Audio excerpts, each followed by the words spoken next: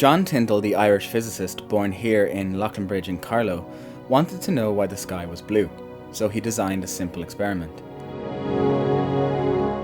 He took a see-through container of air, we're using water instead, and he introduced a tiny amount of vapour to mimic the Earth's atmosphere. We can do that using a teaspoon or so of milk.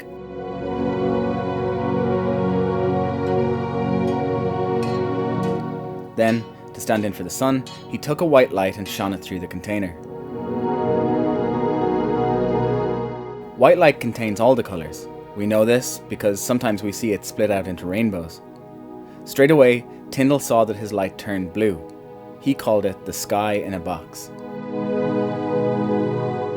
Tyndall realised that what was happening was that the waves of light from the sun were colliding with particles of vapour in the air and scattering.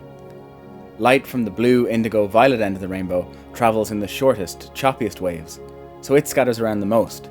Then down at this end of the container you can see the lazier, slower waves of red and orange light scattering.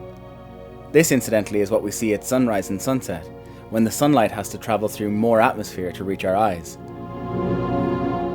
Tyndall's experiment turned out to have profound impacts on our everyday lives. At that same time, Louis Pasteur was trying to prove that germs didn't just spontaneously appear, that they came from other germs. By showing that containers of pure air with no vapours in them scattered no light, Tyndall proved that pure sealed air could be kept sterile, and that contaminants didn't magically appear in it, but were introduced from elsewhere. In other words, by discovering that the sky was blue, Tyndall helped prove germ theory, a theory that would ultimately save the lives of millions. The moral of this story is that blue skies research often has real-world impacts that are impossible to predict in advance. Tyndall said it best himself when he said that, quote, "Behind all our practical applications, there exists a region of intellectual action."